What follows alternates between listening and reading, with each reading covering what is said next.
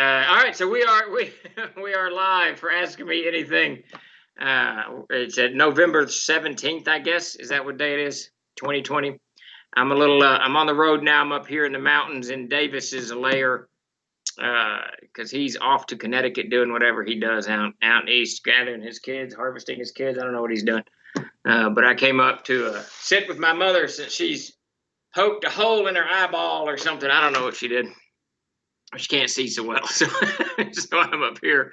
Yeah, I don't know. She got an infection or something. I don't know what she did, but she's walking around half blind, cracking jokes, and I'm making fun of her. So, so it's all good. But yeah, so hopefully the internet works up here. This is the first time that we're streaming. I guess Davis has done a few streams from up here. They worked pretty good, so this should work well. But do what? All right, good deal. But at any rate, what in the hell? Did they change? They changed the menu again. I swear to goodness. I don't like change very much. At any rate, here we are for Ask Me Anything. I'm Stephen Chenault, CEO of Troll Lord Games.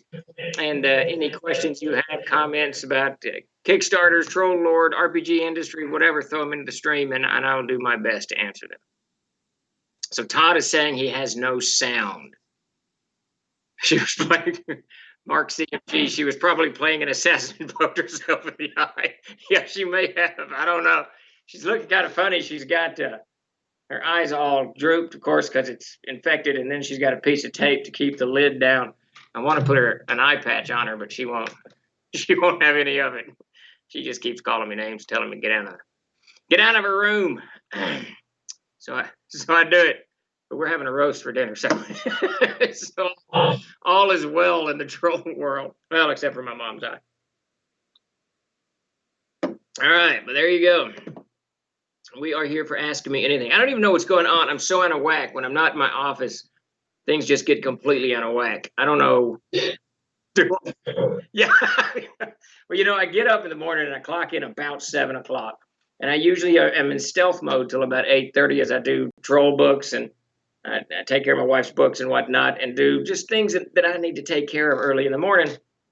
And then I'll go live, let everybody know I'm up, about 8:15, 8:30, whatever. And then get into the day. And I always have a list of things that I'm doing, whether it's laying out a book, moving this, moving that, doing whatever it is I'm doing. But up here, I'm completely out of whack. I don't have a list. I don't know what I'm supposed to be doing. So I've just been working on spells and GMTT, which is good. That's very, very good. A lot of writing in. I'm fixing to dive into the dream spells now. Had 2 cataracts done last year. Yeah, she had some kind of surgery done that like relieved pressure or something. It was in and out. She was in and out like 45 minutes. It relieved pressure on her eye or something. I'm not sure what. And then I think she probably was scratching her eye or, it was bothering her or something. And then she got an infection and blah, blah, blah. The person talking to Steven sounds like the teachers from the Peanuts. That would be Chuck. Yeah.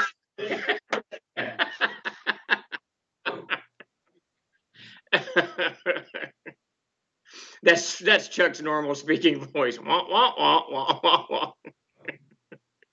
No, Clever, I don't think so. This is about as far as it'll get before the beard begins to irritate me and I shave it off. The army completely ruined me for long hair and facial hair. I just I can't stand it. And even my hair in my head's getting too long. It's fixing to get cut too. That was going on. Well, you can't put glasses on, man, because you don't like wearing glasses, do you? You just had to put yours on because of your weird eye stuff. What's going on with your eye?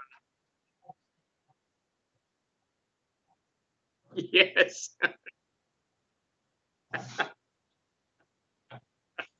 Well, take the win and move on. That's all you can do.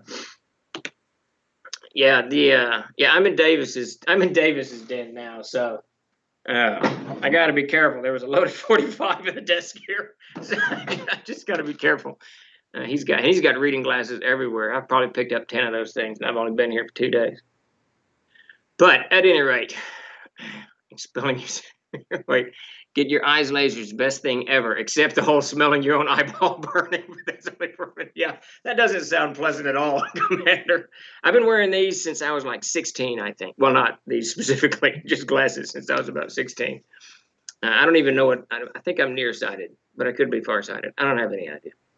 I just do whatever the doctor tells me to do. I just do it. Long pork. I'm not even sure what that means. But we're going to. No, what is that?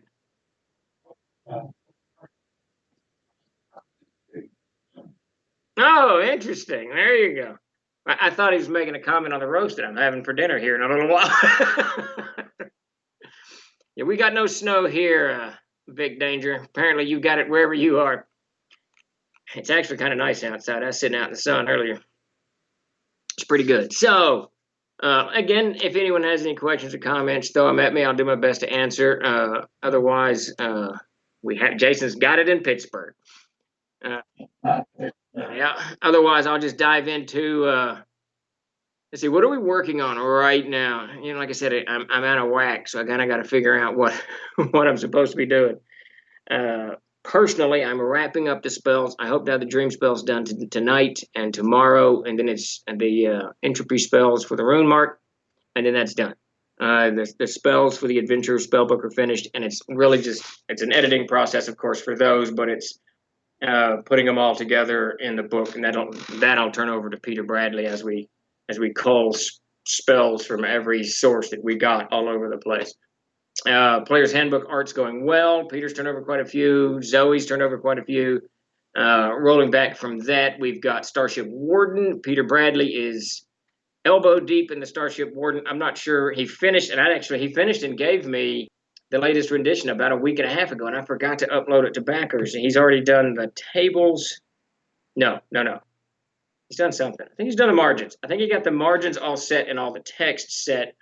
And now we're putting together the art order where we're going to go in and swap out the art. And this part, the art part, will take longer than it always takes a little longer than we want it to.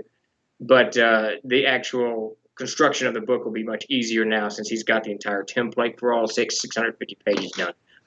He's also asked me to turn the cover over to Jason Walton. So as soon as Jason is done with the CKG tribute cover, the free tribute cover, I'm going to kick the Starship Warden cover to Jason and let him dive into that. He does fantastic space cosmological. That's not the right word. Whatever he does, he just great space stuff. So we'll get something really cool on to Jason for the cover. Super excited about that. Let's see, anything we should be looking for or around Black Friday, Cyber Monday. So we launched an Amazing Adventures sale yesterday. We bemoaned the fact that May completely slipped by us. I remember Jason mentioning it a week or so before May, because we always do a big push for Amazing Adventures in May, about a week before, and then just suddenly it was June, and we completely missed May. So we're doing, and then much chaos ensues after that. So we've moved Amazing Adventures May to November, and that's going on right now. So you can get that stuff over on the site. But I'm not sure what we're doing for Black Friday yet. We've got a couple of things that we're looking out. I'm really looking at some kind of just a giveaway, and we want to do that. I know that a lot of people are still, however you look at it, I don't know, trapped, whatever, forced to stay in your homes, locked down. Whatever verbal approach you take to the stay-at-home orders for the COVID. So we're looking at something along those lines, but we will let you know in the coming days. Again, I'm all out of whack. If I was down at the office, I'd have a better idea of what's going on, but I'm all over the place. My birthday falls right between Black Friday and Cyber Monday. All right, Commander, we'll come up with something good, without a doubt.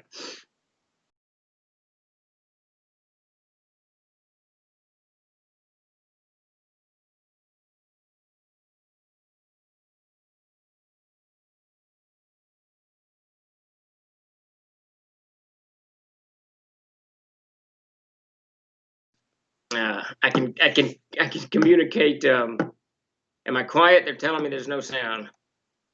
Oh,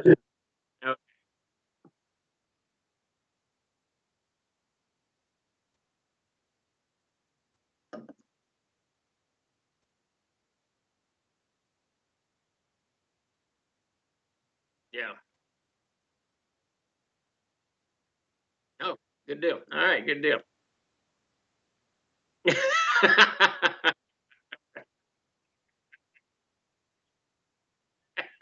That's all good, one way or the other. All right, let's see. What do we got? Castle's Aggie. We went down and cleaned out a chunk of the storage unit, the warehouse area where all of our stuff is piled, and it's a long aisle that goes down. I got pictures somewhere. I meant to post them, and with just stacks of books on the side. This side is ERB and Mythos and the Monsters of Treasures and what else is down in there? Codex of Air, Mystical Companions, Dictionary, Thesaurus, and on this side is the Player's Handbook. It's almost sold out. Some fifth edition titles, the Player's Guide. I'm trying to do this from memory. Codex Egyptium, Codex Keltarum, all the Amazing Adventures stuff. Tome of the Unclean, or is it Tomb of the Unclean? It's Tome of the Unclean. I got it right the first time. Holy Christmas! I actually said it correctly. I think I can retire now. And anyway, so in the very back of the warehouse were three giant stacks of just old Troll Lord stuff, just a mountain of Troll Lord stuff that goes way back to 2000. And all of that stuff had to be moved and condensed into two stacks so that we could fit Gaxmore, which will be landing here pretty soon, and the next couple of weeks, I suspect. And man, I got into some of those boxes. My sons were down there with us, and they were helping move boxes. And both of them have just gotten into Castles and Crusades, something fierce lately. And Wilson just started opening. He got a knife out of the truck and started opening box after box, just looking to see what was in there. And we found, I shit you not, I thought I had about 5 to 10 Castle Zagigs. I found there's 26 Castle Zagigs in there, at least. And then there's so there's what people don't know, and I'll let some of you may have a crazy collector's item. When we did the Castle Zagging stuff, the original run of the box had one of Mark Sandy used to have hair almost past his shoulders, just hair all over the place and a beard. One of the hairs got into the printer and it printed on the sheet, and when we took the sheets down to have the box maker make the actual box, when we didn't notice it, and then the hair was in there, and when we picked them up, we noticed about, I don't know, a couple hundred of them, 200 or 300 of them had this hair snaking across the back. It's actually kind of balled up at the top. Well, obviously we couldn't sell those, so we had to have new box lids made and toss those. I don't know if any of those got out at the general public. Have no idea, but we did when we did that replacement, the first replacement run, and the box maker did them wrong. He did the inner box smaller than the outer box. So when you hold them together, the outer box is just about, I don't know, probably 1/8 of an inch longer or taller than the inner box. For some reason, I kept a bunch of those. So there's a bunch of boxes that are just kind of misprinted. I have no idea why. It's just weird. I don't think they're sellable. They're just, it's just, it's not that I can sell any Castle Zagging or any Gygax stuff. That is, DLG cannot do that. But we found first printings of the Player's Handbook, about 10 of those. We found a box of the second printing, a box of the third printing. And one thing I've always wanted to do, and I don't strangely have in my own collection, is I'd like to have all the printings of the Player's Handbooks put together. But I'm missing like the fourth printing, fifth printing. I think I've got the sixth printing in my desk right now. I can't remember. I don't keep up with that stuff. No, Todd, and he probably still has it somewhat. Todd was the company librarian amongst his 400 other titles in the early days. Up through about 2007, Todd kept 5 copies of everything. And you could go to Todd's office and you could open the closet, and there they were on these shelves, just lines of books. It was fantastic. Anytime I needed something, I could go and I could check. Todd had it in the library, but I once he stopped doing that, I never did it. So now it's just shit in boxes everywhere. Just shit everywhere. I found some Planet Busters down there. It's just great stuff. Let's see. I think I'll be sticking on the day it arrives. Just finished. Yeah. So I did notice. So I'll let you all be the judge. I told Todd we had like 2,500, I think it was, books that needed printing, and the next day he got COVID. So, and he had to be quarantined for 10 days. So I'm not I'm not sure how that worked out, but it worked out pretty good for him, I suppose. As he just finished the CNC game on FG about 10 minutes ago. Fantastic, very cool, Scott. I will reach out to Babunski regarding Fantasy Grounds. That's from Fantasy Grounds College. Yeah, we're doing a lot of work over there. We got a lot of stuff going on, so that's very cool. Blah blah blah blah blah blah. Streamlabs, blah blah blah. It was nice to us. Yeah, so it was interesting getting in a warehouse and looking at all that stuff. There was and what Wilson really wanted was a first printing of the Player's Handbook, so he could see the differences. He could see the differences between the two. But no, you're not, Todd. We're gaming. So Todd's trying to back out of the game tomorrow night. We're going to try to game from. Yeah, Todd. Yeah, Chuck is smoking. But at any rate, it was interesting to watch Wilson. And what he wanted to do was get into the first printing and see the changes between the first and the seventh printing, which is the other copy he's got. But once he got into it, he came up to me about, I don't know, 2 or 3 days later, just before I came up here, and said, man, there's not very many changes between these printings. Nope, same game, 15 years on, or 17 years, or whatever we got going on. How's it going, Geek Preacher? And thank you for the subscription. Very much appreciated. Yeah, it's very interesting. An interesting trip down memory lane. We got some more moving to do down there. I got to condense some piles and get some stuff out of there that's not moving any longer. Figure out what to do with that. Always fun. Inventory is always fun. Got to do our end of year inventory anyways. I did not. I mean, do I need to scroll back up, or are you going to repost it?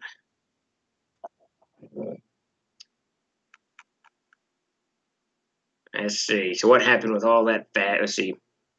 It's all going to me. That's what. Well, Lord Dalius, most of it got reboxed and put back in. We just condensed the stacks. I moved to make sure that heavy stuff is at the bottom of the stacks and lighter stuff is at the top of the stacks. We found some white boxes, probably about 30 of those. Planet Busters, things like that. So we just kind of condensed it to make more room. It's part of the problem with the way we have done things in the past. We did it. I'm not sure why it was done the way it was done, but it needs to be. It constantly needs to be reconfigured, mainly because titles get sold and their stacks condense, but their footprint is still huge. So we have to condense that and move that. So it's always a huge amount of moving. And in the back, I got in a horrible habit, and I'm usually pretty organized, but I got in a horrible habit of just taking stuff. We print whatever, and then I'll take 5 copies for the library, and I take them down to the warehouse, and I just kind of put them in that big stack in random boxes where we're going to find a jam it. So it's just this, at this point, years on, it's just a catastrophe. It's just a catastrophe. But let's see, Virtual Wizard, are there CNC books for Atlantis, Mu, and Lumeria? If not, and then any plans for a Fantasy Earth series? There are not, but there is plans. There are plans for a Fantasy Earth series. I know that Jason Vey has, and he's got actually a couple of ideas he's pitched to me very recently that we're going to explore next year. Next year is really our Planescapes year. I'm hoping to get a lot of these projects done by end of year, or mostly minimally wrapped up for my desk and Jason's. And Davis's, so that we can really dive into all of us working on, as we're developing and doing the Kickstarters and all of this stuff, getting this stuff, expanding Castles and Crusades in this entirely new direction. The Planescapes, the time travel, not alternate, but Venus in the future. What do we call it? Terraformed Venus, all kinds of stuff. So there's all kinds of stuff that I'm wanting. Jason has been talking about things like virtual Earths, all kinds of stuff that he's pretty excited about. So all of that's on the table, coming soon. I definitely will know more. I'm trying to adjust this thing. It's driving me crazy. There we go. We'll definitely know more as the new year begins. A lot of it's going to be kind of tied up on how much we get done this year in the next 6 weeks. And I'm really trying to get motivated to get things done. It's one reason that I'm hyper focused on getting the rune spells finished. Now I really want them done by week's end. Should be able to do that, so that all of these other projects that have kind of cropped up over the past year or so, we can put to bed and move on into new directions. I really want all of our energy focused on this Planescapes and the worlds beyond Arid and beyond Earth. Let's see, what are we doing here? Did I miss any questions? But one of those, yeah, we got a lot of those zagging thingies in there.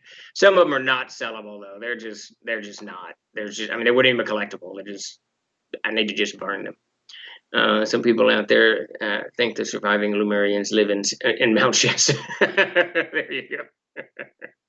Professor Fink. Now, I do say we've got a lot of work with the Robert E. Howard folks. Sadly, it won't be an RPG, but we do have a lot of work with the RPG Howard folks, the Robert E. Howard folks. Chuck, don't make me virtually slap you. That's Todd in the world of myth. That would be so awesome. Yeah, I would love to explore all kinds of stuff. And anything is on the table once we've kind of cleared the slate of what we're doing, and I can get a good handle on what we're going to do going forward. Great, looking forward to expansion of the CNC line. I am too. I'm just really excited about it. I'm really excited about it because I don't even know why. What got me kind of fired up about it? I've started running Planescapes, off aired in my world, in my game, but that wasn't really what did it. I'm not sure what did it. I really feel like this is an area that has never really been explored in RPGs well. It's out there, Manual of Planes, of course, for AD&D. But what I'm really going to strive for is creating a very playable, very, very playable content. It's not difficult to get into. It's easy for the CK, GM, DM, whatever, to grab and just dive right in without having to worry about creating. I used the Manual of Planes all the time when I played AD&D. It's a fantastic book. It is an absolutely fantastic book. But when you take it and you try to go to whatever plane, you still got to do so much prep for that. And what I'm hoping to do is kind of create a template for each plane. And I got a good idea in my mind. A template for each plane so that the GM, DM, CK can dive in there. All their questions are answered, and they don't have to worry about reading 6, 10, 15, 20 pages of stuff. They can just get into it and go. That's the hope. We'll see how this plays out. Yes, I believe a few books exist about that. It's not too far from me, but wait, I missed something. It's great content too. That Castle Zaggy stuff is absolutely fantastic stuff. Jeffrey Talanian worked with Gary Gygax and Peter Bradley to bring it is really, it's got that classic feel, but it's still very functional. It's just a shame the stuff's not on the market. It's a shame that I think we managed to get 750 copies done, I think, and that was it. And Gail shut us down. She actually shut us down in August, but I got permission from her to hold that product open until December so we could sell it through December of 2008. And I want to say we got 750 copies. I'd have to dig into my long ago notes to really see that, but I think that's what we got out. It's something really new for CNC. That's why. Yeah, Jason's right. That's just it. It's something we've never really done. We've poked at it from different directions, but we've never really done. And the nice thing about the way it's all set up, you've got Arid, and then you've got Inzaya as the inner world within that. And Arid is actually Venus of long ago. So you've got Venus's relation to Earth, which brings in Amazing Adventures. And Amazing Adventures has ties, of course, to Star Siege and all the other components of that type. So there's so much. And then the Rings of Brass, if you're a fan of Arid, you know what the Rings of Brass are. They're these corridors carved through time and space by the Trojan giants and the dwarves and all of this mess. It's actually the roots of the tree, of the great tree, but it ties everything together. So we have the vehicles, we have the network, we have the roads, everything is there. Now we just need to bring it to life and bring flesh to it. So I'm just super excited about it. Well, Sugar Old Man, for some reason I actually wondered if that was you. Your names are close enough. Good to see you. I don't think that was meant for me. Let's see. Got to get you on screen for a game. Also got to find a way to wrangle Steven. I need to get more. Okay, yeah, I'm all over it. We've got to do 2 off of the Kickstarter that we just closed out. So there is that. We got to get those organized and played. And I'm getting a little bit more comfortable on camera, so with the gaming. So I think we can move forward with these things. I was in Botkenberg yesterday, the earth one, not in the aired one, and drove down to Conway to, to pick up a vehicle. There you go. My favorite is that Davis is doing for the NPC Almanac, he's doing the town of Bergman, and Bergman is about 10 miles from his house, and it's this tiny little town in Arkansas. So he's going to flesh it all out. I think Satine Phoenix is doing a part of it, and Elisa Teague is doing a part of it. So it's going to be a really cool little town nestled in the middle of nowhere. I've always wanted to do something on Prester John. You familiar with that one, Steve? I am not. That Prester John, that name is insanely familiar, Gig Preacher. I'm not sure why that's so very familiar. But it definitely has rattled a stone loose or two in my head. Steven still plays his own groups regularly. From what I can tell, he'll be hard to tie down. He's not a hooker for a game like me. Yeah, my evenings are consumed frequently, so it's tough for me to kind of get away. And then it's tough to run a game in the middle of the day because everybody's working. You know, everybody's out and doing their thing. So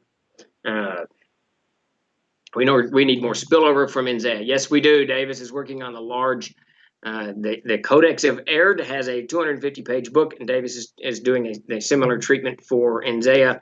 I know he's about halfway through that thing, if not more.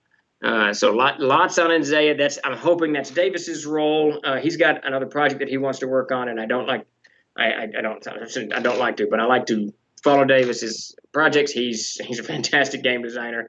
And his Pillage project is something he's super excited about. So, and it sounds badass. So I'm going to try to get Davis to do NZEA, but also his Pillage project, he'll be hammering away on that. Bergman is a great little town. Todd remembers it. We used to camp up here before. My dad built a house up here long ago. Are we still thinking about the Dusklands project, Steve, or is that on the back burner? Which one's the Dusklands, Jason? I've got so many. There's so many worlds rolling around in my head. And the one that I'm actually the most excited about is the Terraformed Venus, because I think that Terraformed Venus really ties everything together. And I know you've already written a huge chunk of that, but that kind of in my head has kind of become the cornerstone because from the Terraformed Venus we can bring in Amazing Adventures very easily. You know, Modern Earth and all of the stuff that we know here. We could even develop the comrades off of the Terraformed Venus would be perfect. And then it ties into Aird, everything in the Codex of Aird, and the Monsters and Treasures of Aird. It just kind of brings it all together. And that was the one that tied Tainted Lands into the full mirror. Oh, yeah, okay, the Dusklands, absolutely. So for those of you who don't know, this is kind of an obscure product that we did. It was a little bit more popular a few years back, but Jim Ward wrote us a horror setting called Tainted Lands. And it is a really cool setting. It kind of sits on top of Aird. It's kind of this ethereal dimension on top of, I can't remember what part of Aird it's in. It's just really cool. And you get to it through this inn called the Lollygag Inn, which is my favorite name of any tavern of all time. Jim Ward wins that award. But it's just this really kind of cool setting. And Jason had some great ideas to tie this, to bring this in even more to the Siege Engine mechanic, the Siege Engine, milieu that we're working on. So absolutely, because we need more horror genre, especially since we've been pushing it both in the GM's Tricks of the Trade. I've been talking about it a lot. We just need to resuscitate the horror side of things, and not necessarily zombies, that whole mess, but just horror games, and that's what Tainted Lands is. And of course, Tainted Lands has a little bit. Go ahead, Chuck. You're better. Okay. I don't know. Tainted Lands. Oh, cantrips. Yeah. I was doing a GM's Tricks of the Trade, and one of them was starting spells. And I was about halfway through it. I was really writing it for AD&D and CNC players. And I thought, our larger part of our audience is probably 5e, so I needed to know how they make spells or how they start spells. And so I had to you sent me that stuff over. I hadn't played 5e yet, so I'm not really sure. It's pretty close to all of it. It's not Castles and Crusades. What can we say? So I have nightmares about the old Comrades. It's a good game. We need to develop it. We absolutely need to finish developing Comrades. Probably change its name because it has too much of a communist, innuendo about it. But Comrades is a cool game. I see Geek Preacher. I've been working with a lot of horror in my regular gaming. Yeah, I ran a session for about 5, 6, 8 games. I'm not sure, and it was just a lot of fun. At least for me, I'm not sure the players had that much fun. Chuck was there, Todd was there, but I thoroughly enjoyed it because it was something so different from my perspective, and that it's something that I want to definitely bring back to or bring to the C&C universe. There's so many things. We have focused on fantasy for well past a decade now, with a little bit of dalliance into these other things from Star Siege to Tainted Lands, and then a pretty heavy push on Amazing Adventures. But beyond that, the focus has been fantasy. So I really we're not going to break the fantasy, but I want to just bring in just more of these genres. Did someone say comrades down with the bourgeoisie? Yeah, exactly, clever. Is Stephen in a position to say anything about organized play? Probably not. I know that there's a lot of talk and conversations about the organized play. I know it's moving forward, but I'm not sure what's happening. It's one of those things. I think I'll be brought in when the trigger is ready to be pulled or what have you. Perhaps you could incorporate Dr. Pepper as the equivalent of holy water. There you go. Man, what was that? If you go to my Facebook page, the Stephen Chenault Facebook page, Brian Young put up an absolutely hysterical Dr. Pepper thing.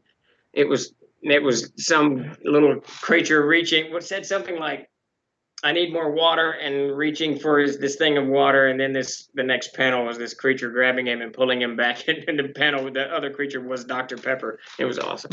Absolutely awesome. Cracked me up. Chaosm has been nice to send me some products to check out. There you go. Well, Geek Preacher, we might be able to do the same, but I don't even know where we are in these things. We got to pull. So one of the things Jason has been working on off and on, and this is Jason Vey here, who wrote Amazing Adventures, of course, and he's got his own. Jason, hey, Jason, you just put up, I keep saying Jason, like, he didn't respond to me. I got to keep saying his name. Jason, put the link up for your new product release. So Jason does a mountain of work for Troller Games. He wrote Amazing Adventures, obviously, and then he heads up the 5th edition conversion stuff where we're converting stuff over to 5e. And then he does just mountains of writing, just odding in here and there. And then I throw lots of stuff at Jason. When I write things, I'll throw something at Jason and say, hey, dude, how does this read? Does this sound good? And he'll give me help on that, blah, blah, blah, blah. So Jason's all over the place. But he also has his own company called Elf Layer Games. And they released Night Shift 2 months ago, 3 months ago. Really cool book. Great little game, and he just released a second adventure to it. First adventure or second adventure? I think it's the second. But that's up on OBS as of today, so go check that out. But let's see, miss you, SC. Oh, I miss you too, man. I miss you too, Geek Preacher. We gotta get through this COVID mess so we can all get back together. And I was kind of bummed out that they canceled GaryCon. I understand why completely. They didn't cancel it. They moved it virtual. So GaryCon's still happening. But yeah, I mean, I hadn't seen you now, and it's going to be going on 2 years now, isn't it? About 2 GaryCons ago. Holy crap, is that right? No. Yeah. Holy crap, come March, it'll be 2 years. Good Lord. Yes, sir. That's crazy, man. The time flies. My mom told me. This was long before she poked her hole in her eye. My mom told me years ago. She said, the older you get, the faster it goes. And she is 100% right. The older I get, the faster it goes. Suddenly I turn around and boom, it's Christmas again. I'll be missing 2 years in a row from Tuesday. Yeah, it's just crazy. It's absolutely crazy. Can't get my head around it, but there you are. It is what it is. So on we go. This coming March, it will be 2 years. GaryCon is my family reunion. You guys are my fam outside of my wife and kids. Absolutely, man. Every year I love seeing you. We'll pull up in that truck and start unloading, and there's Geek Preacher. There's Derek. Big old hug, and we know the con has started when you see Geek Preacher. It's good times. We'll be back. It'll be back. It'll all get better. It always does. Well, mostly does. Time flies the older you get. Yes, it does. There are lots of neurobiology conjectures about why time seems to go faster as we age. That's kind of interesting. That's funny.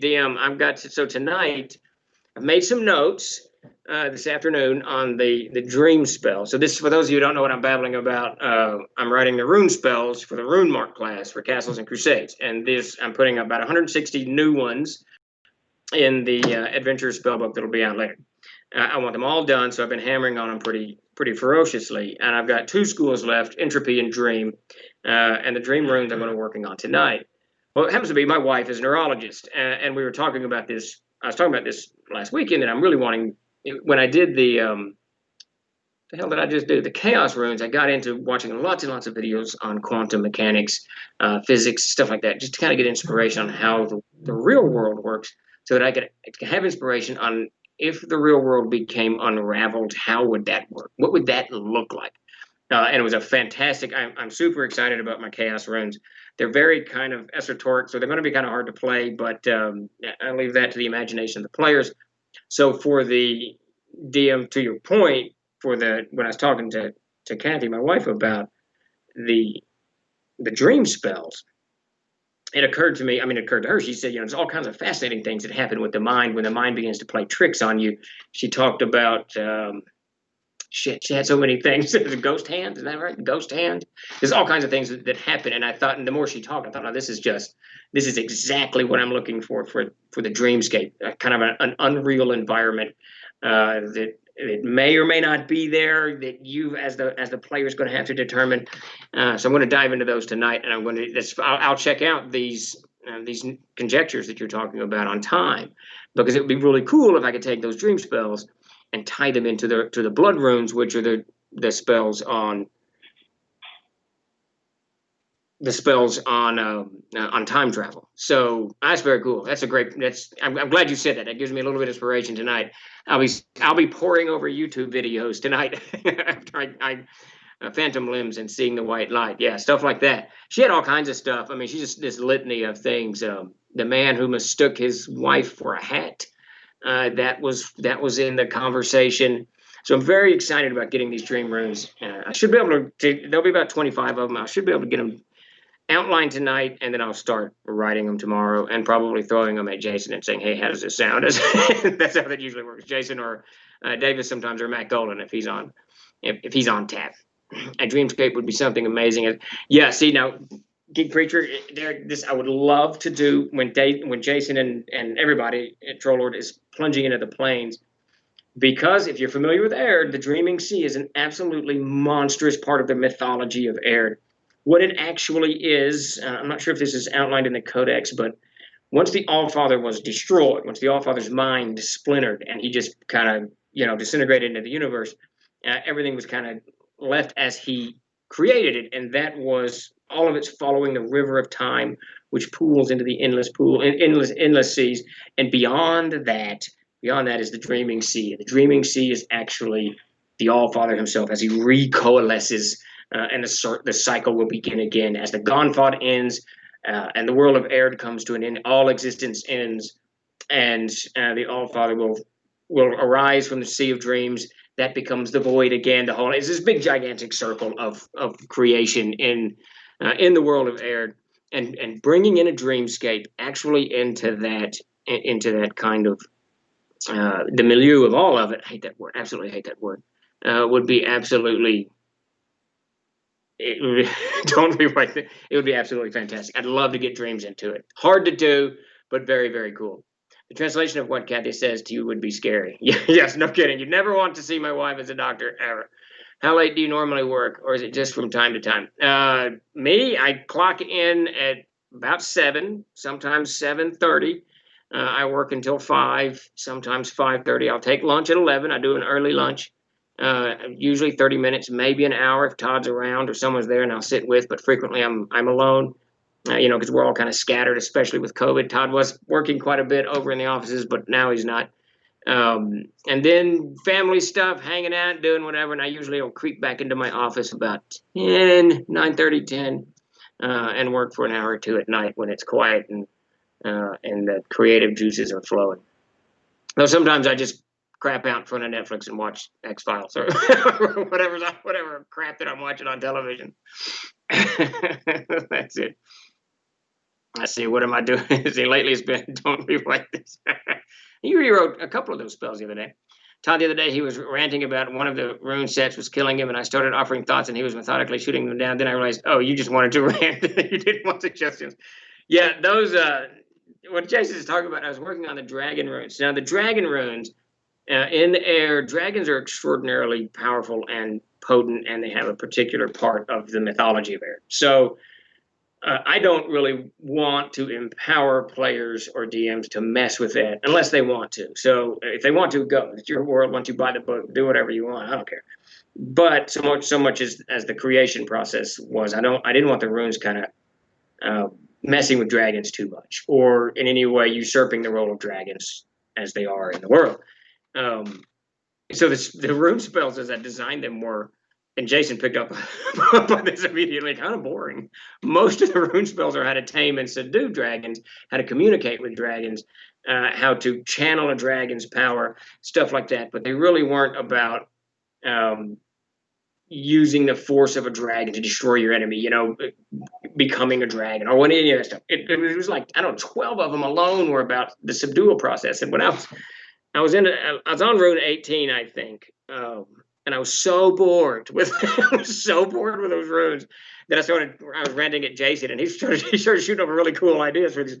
And we did two of them though, because you wrote two of them, which actually got me up to 22, I think, which is good, and kind of broke it broke the spell of me making some some really boring runes because they were really boring. Now, in the big picture of subduing dragons and doing that part of your game, these runes will be extraordinarily helpful. You can cast 4 or 5 or 6 7 runes on yourself, or on the environment you're at, or on the dragon itself, and it's going to increase your ability to charm or convince or subdue that dragon by a lot. I mean, you're going to get a bonus of like 7 or 12 or whatever the hell it adds up to.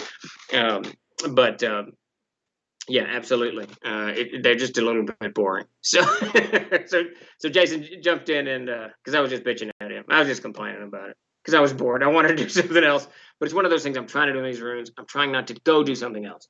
I'm trying to finish it so it's done, so that I don't revisit it 6 weeks from now and God, son of a, I didn't finish this. I just want it finished. We can fix them later. We can jazz it up, we can add, we can subtract, whatever we need to do. Reminiscent of Moorcock's use of swirling chaos to create Eldric's world, only with the Allfather being the source and arid excellent.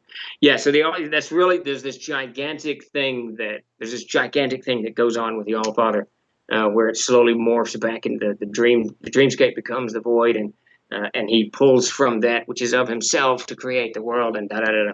And he's aware of this, so when things happen, he know. Anyways, he's what is it? Omnipresent is omnipotent and omnipresent. Omnipresent is everything, right? So he is omnipresent. It's very cool.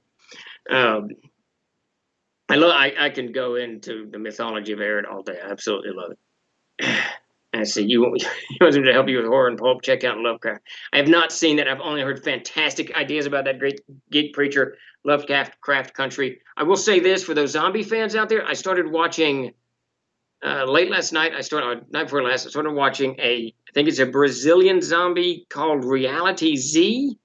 It starts off a little hokey, but it's actually really good, and it's very good. I'm thoroughly enjoying it. And as always, I want to plug Train to Busan, and Train to Busan presents The Peninsula. Watch those 2 zombie movies. Fantastic stuff. Yeah, but I'll check out that Lovecraft Country. I keep hearing great things about it. I'll have to watch it without the wife. She doesn't care for that content. Definitely the young ones don't know what they've missed. Yeah. Gygax's favorite word is that true, Apples? I can't stand that word. Milieu. Am I saying it right? Milieu. Drives me crazy. Omniscient. That's knowing everything. So he is omniscient. That's what he is. Omnipresent is everywhere and ever present. Okay, so yeah, so the Allfather is omniscient. He knows the what's going to happen, what is happening, and what has happened before. It's very cool. Steve is definitely ever present. Yeah, I'm something. Will troll loads? Love it. Will troll loads make and plans for virtual GaryCon? That's in Chuck's department. So whatever Chuck manages to get up there, I believe we're going to do a GM Straight to the Trade. We're going to do an AMA. I'm going to run a game, at least one game, and I know that Chuck's gearing us up to do even more. So.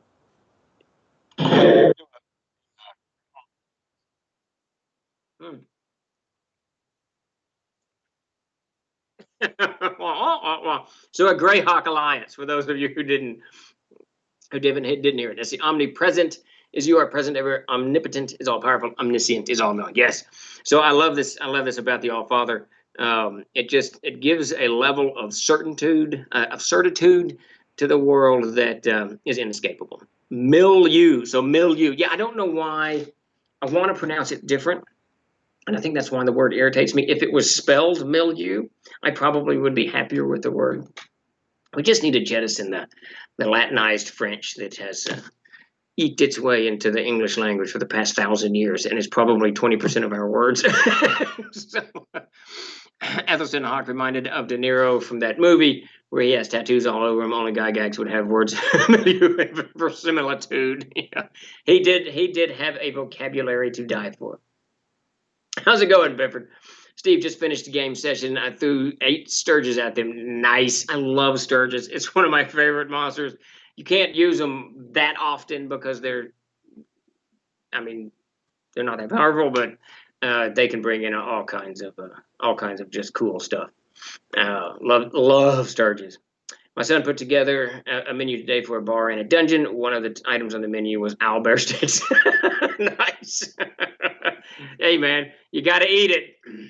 Steve, was it you who said to watch the Korean zombie show Kingdom? Yes, Blood Wild. Absolutely. Man, is that a good show.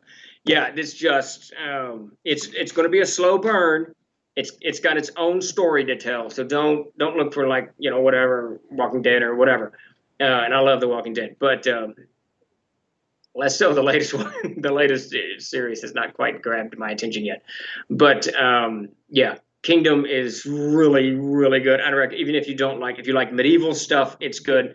If you like horror stuff, it's good. If you like zombie stuff, it's good.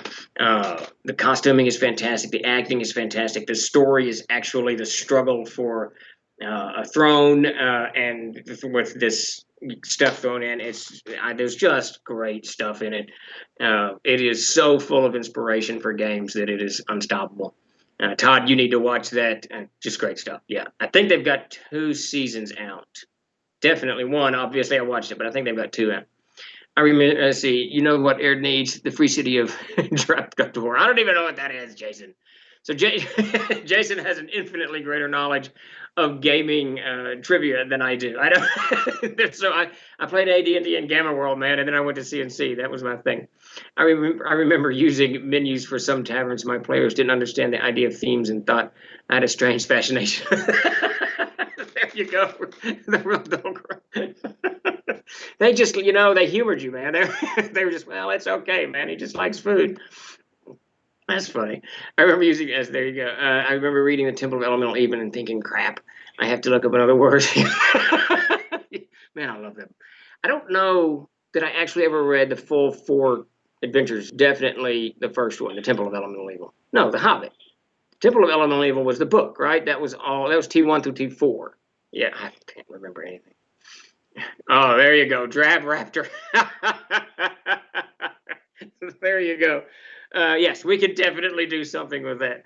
And who knows what the future holds. You never knew. I haven't caught up with season 2 of Kingdom yet. It Mandalore Dailies. It's just as good as season 1.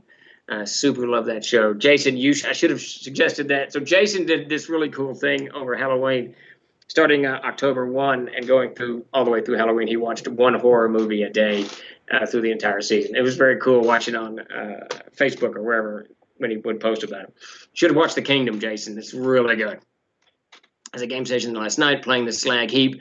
The players were in Dreadstone. It all ended with the ogre burning down in a massive fight between Creedtruk, the ogre, and the Red Caps versus Miles' men and the PCs. And while the fight is on, 2 of the PCs looted Miles' men's house.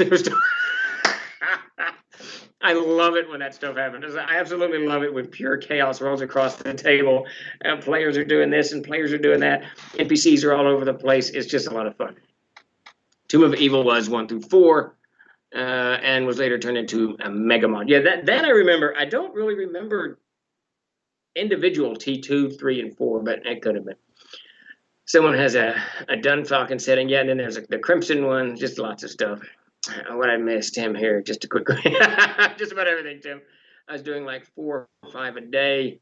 I went through every horror. Oh, wow, I didn't know it was that many. Every horror film I own on DVD and Blu-ray. Now, holy crap, I thought you were doing 1 a day. Yeah, that is I'm not a huge horror fan, so I'm not sure I could do that. Yeah, I resolved to try and break my players away from their video game mentality, though I stopped using any food or menus. Yeah, that might not break them free. One of the things I've found, because I run a game for my sons and nephews, they're all 12 to 20, and all heavy video gamers. And one of the things I find that uh, brings me to the table, and I don't know how other systems stack up to CNC, but in CNC you can try anything, and they've, because it's an attribute check, so they've quickly learned that, and there's no parameters, because when they people who play video games a lot know there's parameters. They're very well aware of how far they can go, what they can do, what they cannot do. If it's realistic or not relevant, they just know. So as soon as they've kind of learned that their imagination is the limit, and then there's so many combinations of things that you can do between, the race you choose and the class you choose and spells if you're a wizard or whatever, that they're really getting into it. I mean, they're really getting into it, which is a lot of fun. Just a question: Does Miles? Let's see. Does Miles make an appearance in future adventures, or is he just a hook in this adventure for the CK to use if they wish? I'm like 90% certain he's just a hook. Those adventures are kind of designed so that you've got to have stuff between them. So developing the NPCs was left to the individual CKs as they go in whichever direction they go. We really didn't want to railroad it too much. Probably we needed a little bit more with the Horn of Opening, kind of looking back, but I'm pretty sure Miles is just in S2 unless you carry him over into S3. I could be wrong, but I'm pretty sure he is. Let's see, what am I doing here? Oh, I knocked everything out of whack. Makes sense. It's also part of Ernie's GP stuff. It's mentioned in the Yigsburg hardcover. There was no actual. Okay, that's what I was thinking, Geek Preacher. That's what I was thinking. Very cool. All right, it was a pleasure. Yeah, I got to go too. Clever. Very. It's time to wrap up, I think. So I want to thank everybody for showing up, and sure appreciate it. I'm glad we could do this from the farm. This is nice. I got a roast and some mashed potatoes waiting for me here in about 15 minutes, which I'm really looking forward to. Roast and mashed potatoes and lima beans, Geek Preacher. So I am ready for it. There's no doubt. But we will be back. So we got lots of stuff going on. We'll be back tomorrow for $100 painting. On Thursday for GM Tricks of the Trade. Tim will be back next Tuesday for World Anvil and a little bit of cooking, and then I'll be back again next Tuesday for AMA. Chuck, am I missing anything?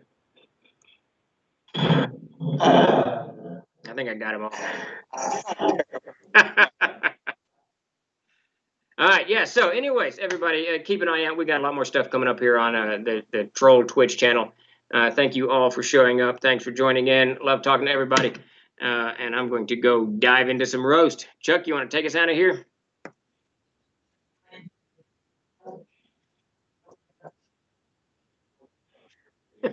Slow development.